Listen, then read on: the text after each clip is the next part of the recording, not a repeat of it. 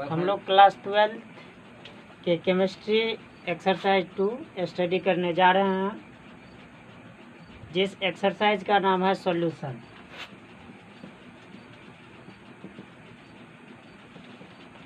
घोल या विलयन। इसमें सबसे पहले हम लोग को जानना होता है सॉल्यूट के बारे में, यानी सॉल्यूशन जब भी तैयार होगा तो सॉल्यूट प्लस सॉल्वेंट, सॉल्यूट और सॉल्वेंट के कॉम्बिनेशन से सॉल्यूशन का निर्माण होता है।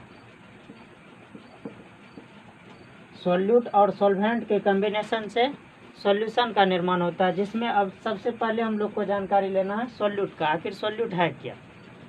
तो कुछ ऐसा पदार्थ है जो किसी पदार्थ में या किसी अदर पदार्थ में या अदर सब्सटेंस में घुलता है। जैसे हम लोग लेते हैं चीनी, नमक, ग्लूकोज। अब जैसे चीनी है, शुगर प्लस वाटर। शुगर और वाटर के मिलने से शरबत का निर्माण हो जाता है, जहाँ शरबत एक प्रकार का सॉल्यूशन है। तो सॉल्यूट यानी हम लोग ऐसे ऐसे डिफाइन करेंगे, जो वैसा पदार्थ जो दूसरे पदार्थ में घुलता है उसे ही सॉल्यूट कहा जाता है। जैसे एग्जाम्पल में ढेर सारे नमक, चीनी, ग्लूकोज। उसके बाद बात आता है सॉल्वेंट का। सॉल्वेंट कहते हैं जो वैसा पदार्थ जो किसी दूसरे पदार्थ को अपने में घुलाने की क्षमता रखता है। इसके अंतर्गत अगर सॉल्वेंट के एग्जाम्पल की बात करेंगे हम लोग, तो इसके अंतर्गत वाटर, मिल्क, ऑयल। वाटर में किसी भी पदार्थ को हम घुला सकते हैं, मिल्क में घुला सकते हैं, ऑयल में घुला सकते हैं। जैसे वाटर में अभी हमने देखे जो शुगर प्लस वाटर, इससे शरबत का निर्माण। यहाँ शुगर हो गया सॉल्यूट और वाटर हो गया सॉल्वेंट। इसका और डिफिनेशन भी दे सकते हैं सॉल्यूट का, तो वैसा पदार्थ जो घुलने के बाद अपना पहचान खो देता है। अब घुलने के बाद अपना पहचान कैसे हम समझेंगे? जो अपना पहचान खो चुका है। जैसे सॉल्यूट है, तो सॉल्यूट में हम लोग लिए शुगर। अब शुगर को वाटर में अगर डिसॉल्व करते हैं, तो वाटर में डिसॉल्व करने के बाद क्या चीनी का कोई पता नहीं चलता है, यानी उसका शेप जो होता है, आकार, केवल वाटर के जैसा ही हो जाता है, चीनी गायब हो जाता है। तो जो पदार्थ गायब होता है यानी अपना पहचान खो देता है, वो सॉल्यूट हो जाता है।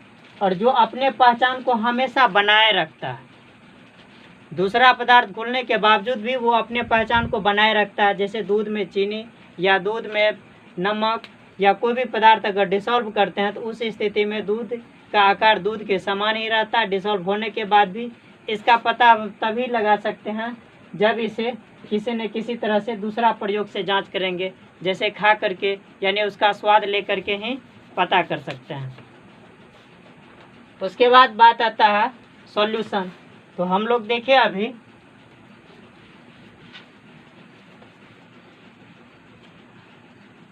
सॉल्यूट प्लस सॉल्वेंट से सॉल्यूशन, सॉल्यूट और सॉल्वेंट के कॉम्बिनेशन से सॉल्यूशन, या साल्ट प्लस वाटर सॉल्यूशन। यहाँ साल्ट सॉल्यूट, वाटर सॉल्वेंट, जिससे निर्माण हुआ सॉल्यूशन का। इसका स्वाद किस प्रकार से मिल रहा है, इससे हम लोगों को यहाँ कोई लेना देना नहीं है, बल्कि साल्ट प्लस वाटर से सॉल्यूशन का निर्माण। सॉल्यूशन भी कई टाइप का होता है। इस चीज़ के बारे में हम लोग आगे डिफरेंट टाइप के सॉल्यूशन के बारे में जानकारी लेंगे। सॉल्यूट और सॉल्वेंट के बारे में जानकारी हम लोग को मिल चुका है। अब टाइप्स ऑफ सॉल्यूशन के बारे में जानते हैं। टाइप्स ऑफ सॉल्यूशन, विलयन के प्रकार, टाइप्स ऑफ सॉल्यूशन। तो इसमें सब अलग अलग बेस के आधार पर इसे बांटा गया है। जैसे प्रकृति के आधार पर सॉल्यूशन का प्रकार। तो प्रकृति के आधार पर जब हम देखते हैं सॉल्यूशन का प्रकार, यानी types of solution on the basis of nature, देख सकते हैं यहाँ types of solution on the basis of nature. पहला dilute solution,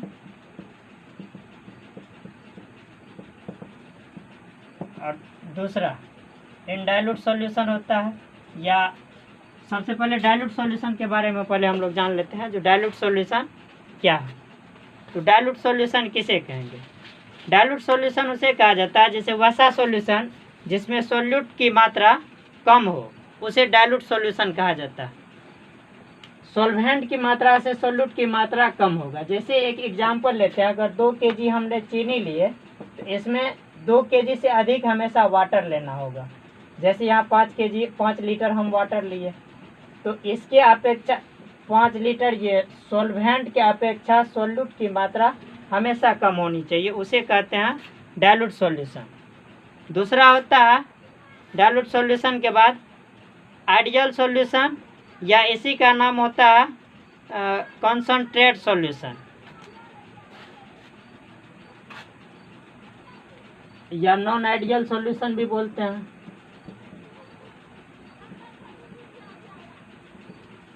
non ideal solution, इसका विपरीत, जैसे डाइल्यूट सॉल्यूशन में सॉल्यूट की मात्रा कम और सॉल्वेंट की मात्रा अधिक होता था, इसी का विपरीत नॉन आइडियल सॉल्यूशन में सॉल्यूट की मात्रा अधिक,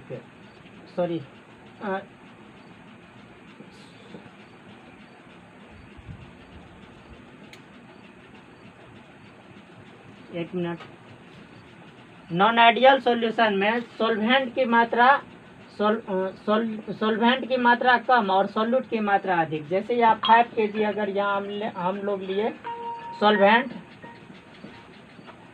तो यहाँ 5 kg solute plus 2 kg solvent. इस स्थिति में जो सॉल्यूशन का निर्माण होगा उसे आइडियल सॉल्यूशन कहेंगे। अब इसके बाद बात आता है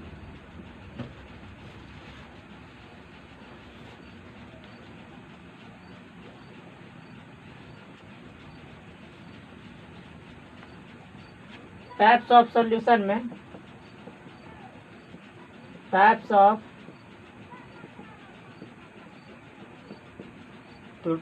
of solution on the basis of nature of solvent, यानी विलायक के प्रकृति के आधार पर सॉल्यूशन के प्रकार। तो विलायक के प्रकृति के आधार पर सॉल्यूशन जो होता है वो होता है पहला एक्वस सॉल्यूशन,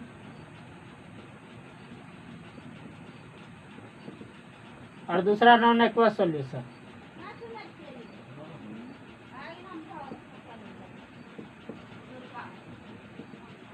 एक्वस सॉल्यूशन और नॉन एक्वस सॉल्यूशन, यानी जलीय विलयन, एक्वस सॉल्यूशन जलीय विलयन, और नॉन एक्वस सॉल्यूशन अजलीय विलयन।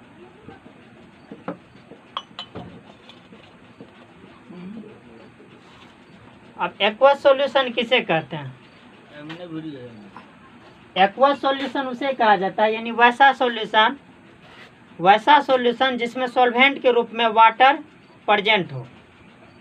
एक्वस सॉल्यूशन वैसा सॉल्यूशन जिसमें सॉल्वेंट के रूप में वाटर प्रेजेंट हो, उसे एक्वस सॉल्यूशन कहा जाता है। जैसे एग्जांपल में सॉल्यूट प्लस सॉल्वेंट से सॉल्यूशन, सॉल्यूट प्लस सॉल्वेंट से, अब सॉल्यूट के रूप में जैसे साल्ट प्लस सॉल्वेंट के रूप में वाटर, इससे बन गया एक्वस सॉल्यूशन।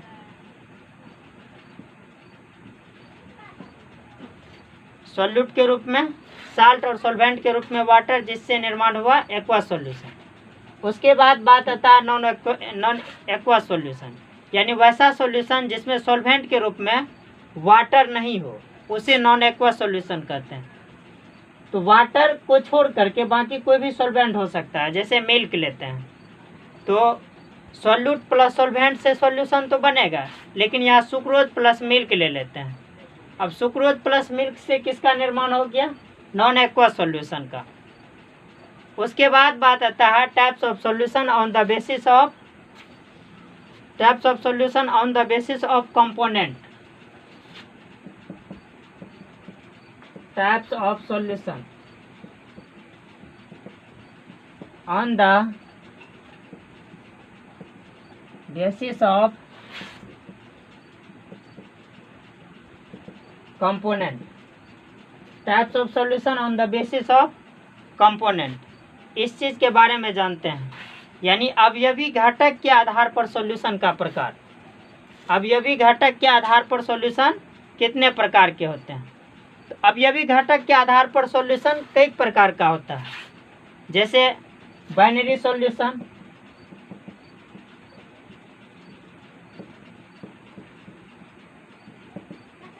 बाइनरी सॉल्यूशन या इसी को बोलते हैं 2 डिग्री सॉल्यूशन।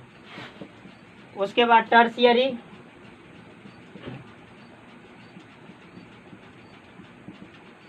या इसे 3 डिग्री सॉल्यूशन बोलते हैं। क्वाटनरी,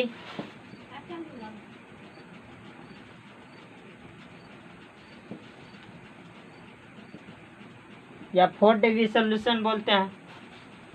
सबसे पहले बात करेंगे हम लोग बाइनरी सॉल्यूशन किसे कहते हैं। बाइनरी सॉल्यूशन के बारे में, या 2 डिग्री सॉल्यूशन कहते हैं, यानी वैसा सॉल्यूशन जिसका निर्माण 2 कंपोनेंट के मिलने से होता है। मिनिमम 2 कंपोनेंट्स का होना अनिवार्य है। जब 2 कंपोनेंट्स एक साथ मिल करके और सॉल्यूशन का निर्माण करता है तो उस स्थिति में उसे हम लोग क्या कहेंगे? Binary solution. जैसे साल्ट और वाटर, यहाँ तो साल्ट और वाटर, नमक और पानी, यहाँ अलग अलग चीज़ है, अलग अलग पदार्थ है, और नमक और पानी के मिलने से यहाँ सॉल्यूशन का निर्माण हुआ। अब 2 कंपोनेंट्स के मिलने से बाइनरी सॉल्यूशन का निर्माण हो गया, जैसे salt plus water, binary solution. उसके बाद बात आता है टर्शियरी सॉल्यूशन। टर्शियरी सॉल्यूशन हम लोग किसे कहेंगे? तो टर्शियरी सॉल्यूशन उसे कहते हैं जिसमें मिनिमम 3 कंपोनेंट्स हो, यानी 3 कंपोनेंट्स के मिलने से जिस सॉल्यूशन का निर्माण होगा उसे टर्शियरी सॉल्यूशन से ऐसे लिख सकते हैं। वैसा सॉल्यूशन जिसमें मिनिमम 3 कंपोनेंट्स हो उसे टर्शियरी सॉल्यूशन कहते हैं, यानी 3 कंपोनेंट के मिलने से जिस सॉल्यूशन का निर्माण होगा उसे टर्शियरी सॉल्यूशन कहते हैं। जैसे साल्ट एंड ग्लूकोज ले लेते हैं प्लस वाटर, तो साल्ट और ग्लूकोज और प्लस वाटर, यानी साल्ट एक कंपोनेंट्स हो गया, ग्लूकोज एक कंपोनेंट्स हो गया, और वाटर, इन तीनों के मिलने से जिस सॉल्यूशन का निर्माण हुआ वो हो गया टर्शियरी सॉल्यूशन। अब बात आता है क्वाटनरी सॉल्यूशन, यानी जिस सॉल्यूशन में, क्वाटनरी सॉल्यूशन हम लोग ऐसे कहेंगे जो जिस सॉल्यूशन में मिनिमम 4 कंपोनेंट्स हो, यानी 4 कंपोनेंट्स के मिलने से जिस सॉल्यूशन का निर्माण होगा उसे क्वाटनरी सॉल्यूशन कहते हैं। अब इसमें कई चीज़ मिला सकते हैं, जैसे हम सुक्रोज मिला दिए, साल्ट मिला दिए, वाटर मिला दिए, मिल्क मिला दिए, सबको एक साथ मिला करके अगर सॉल्यूशन तैयार करते हैं तो उस स्थिति में उसे क्या कहेंगे? तो क्वाटनरी सॉल्यूशन। उसके बाद आता है जो types of solution on the basis of quantity of solute, यानी विलय की मात्रा के आधार पर सॉल्यूशन का प्रकार। विलय की मात्रा के आधार पर सॉल्यूशन का प्रकार। अब देखते हैं विलय के मात्रा के आधार पर सॉल्यूशन कितने प्रकार के होते हैं।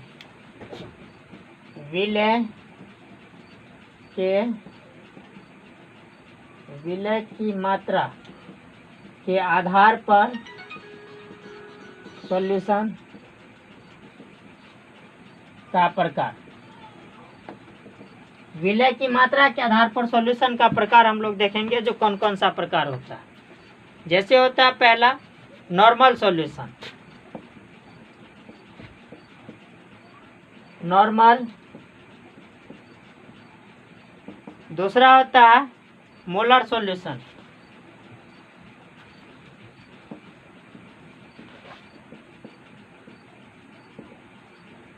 तीसरा होता है molal solution. Normal solution, normal solution यानी सामान्य विलयन, सामान्य विलयन। मोलर सॉल्यूशन का मोलर होता है और मोलल का भी मोलल ही होता है, मोलल विलयन। तो नॉर्मल सॉल्यूशन को समझने से पहले हम लोग को कुछ और बात की जानकारी लेना जरूरी होता है। अब इसमें किस चीज़ का जानकारी लेना होगा, तो सबसे पहले हम लोग जानकारी लेंगे एसिड। हम लोग पीछे की कई क्लास में एसिड के बारे में जानकारी लिए होंगे, थोड़ा सा हम लोग इसका चर्चा करेंगे। एसिड, अम्ल। अम्ल किसे कहते हैं? तो अम्ल वह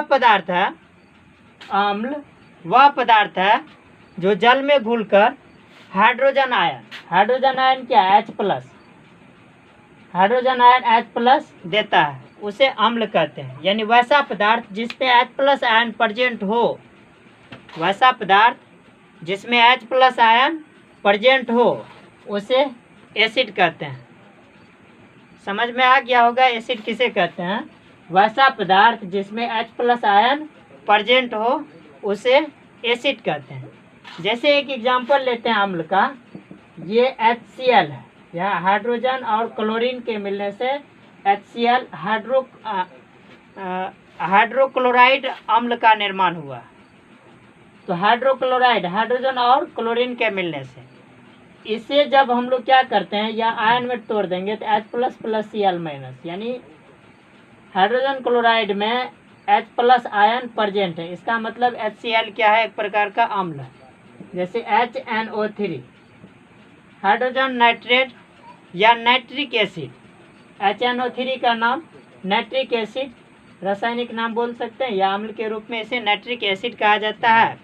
इसे अगर हम लोग तोड़ेंगे तो H+ प्लस NO3- हो जाता है, या H2SO4 बोलेंगे।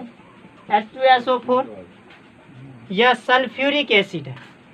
तो सल्फ्यूरिक एसिड H2SO4, इसे जब हम लोग तोड़ेंगे तो क्या हो जाएगा? H+ plus SO4, H+ plus SO4 2-।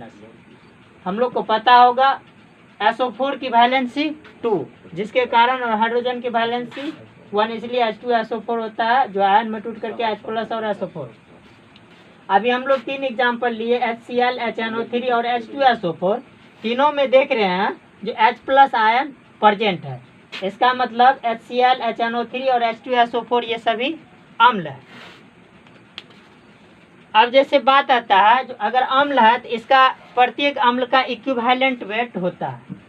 Equivalent weight, आखिर इक्विवेलेंट वेट बराबर फॉर्मूला क्या होता है? हम लोग इतना जानते हैं, equivalent weight of acid. Equivalent weight of acid यानी एसिड का इक्विवेलेंट वेट कैसे निकालेंगे? तो molecular weight of acid, molecular weight of acid short में लिख दिए equivalent weight. Molecular weight of acid वह होता है बेसिडिटी। बेसिडिटी यानी किसका बेसिडिटी? तो H+ आयन जो प्रेजेंट है इसमें, एसिड में जो भी आयन प्रेजेंट है उसका बेसिडिटी। जैसे एक एग्जांपल लेते हैं, हाइड्रोजन क्लोराइड HCl। हम लोग को पता ये HCl क्या है? अम्ल है, एसिड है। अब ये HCl का इक्विवेलेंट वेट कैसे ज्ञात करेंगे? इस चीज़ के बारे में जानकारी लेना है, जो HCl का इक्विवेलेंट वेट कितना होगा। तो यहाँ हाइड्रोजन देख रहे हैं एक प्रकार का एलिमेंट्स है, और क्लोरीन एक प्रकार का एलिमेंट्स है। हाइड्रोजन का सबको पता होगा परमाणु द्रव्यमान कितना होता है, और क्लोरीन का भी पता होगा परमाणु द्रव्यमान कितना होता है। तो इसका परमाणु द्रव्यमान हाइड्रोजन का कितना? 1, और इसका 35.5 होता है। क्लोरीन का, इसका परमाणु संख्या की बात करेंगे तो हाइड्रोजन का 1 और क्लोरीन का 17 यानी 17 होता है। और परमाणु द्रव्यमान की बात करेंगे तो एटॉमिक मास इसका 1 और इसका 35.5। तो जब भी इसका मोलिकुलर यानी HCl का हम लोग को मोलिकुलर वेट ज्ञात करना है, मोलिकुलर वेट, तो मोलिकुलर वेट इसका कितना हो जाएगा? यानी 1 + 35.5। मोलिकुलर वेट कैसे ज्ञात? हम लोग पीछे क्लास 9th सब में ढेर सारे बनाए होंगे, फिर से चर्चा करते। जब भी कोई नया एलिमेंट्स आता है, जैसे हाइड्रोजन के बाद क्लोरीन आया, तो जब नया एलिमेंट्स आएगा तो उन नया एलिमेंट्स के बीच हमेशा प्लस चिन्ह का यानी धन का यूज किया जाता है। तो H के बाद क्लोरीन आया यानी हाइड्रोजन के बाद क्लोरीन आया, इसीलिए हाइड्रोजन का हमको यहाँ पता था मास नंबर 1 और क्लोरीन का पास मालूम था एटॉमिक मास फिर 35.5, इसीलिए दोनों को ऐड कर दिए यानी 36.5, यानी इसे ग्राम में, क्योंकि मोलिकुलर वेट को ग्राम में हमेशा लिखा जाता है, इसीलिए 36.5। अब ये हाइड्रोजन क्लोराइड का केवल मोलिकुलर वेट हमें अभी प्राप्त हुआ है जो 36.5। इसका हमें इक्विवेलेंट वेट ज्ञात करना है, इसका इक्विवेलेंट वेट कितना होता है। तो हाइड्रोजन क्लोराइड का इक्विवेलेंट वेट देखेंगे। अब यहाँ इक्विवेलेंट वेट ऑफ किसका निकाल रहे हैं, HCl का। तो HCl लिखेंगे इक्वल टू, फॉर्मूला हो जाएगा molecular weight of HCl by basicity यानी H+। अब हाइड्रोजन क्लोराइड का मोलिकुलर वेट हम लोग पहले निकाल चुके हैं 36.5, और इसे जब हाइड्रोजन क्लोराइड को जब आयन में तोड़ेंगे तो H+ + Cl-, यानी इसका बेसिडिटी कितना है 1, तो 1 से डिवाइड कर देंगे यानी 36.5 इतना ग्राम हाइड्रोजन क्लोराइड का इक्विवेलेंट वेट हो गया। लेकिन ऐसा नहीं, अब यहाँ हाइड्रोजन क्लोराइड का मोलिकुलर वेट जितना हुआ उतना ही सभी का मतलब इक्विवेलेंट वेट ही होगा। इक्विवेलेंट वेट बेसिडिटी पे निर्भर करता है। अगर बेसिडिटी किसी का 2 हो गया तो मोलिकुलर वेट का हाफ हो जाएगा। इक्विवेलेंट वेट अगर बेसिडिटी 3 हो गया तो उसका मोलिकुलर वेट का तिहाई भाग हो जाएगा। जैसे एक एग्जांपल हम लोग लेते हैं अभी,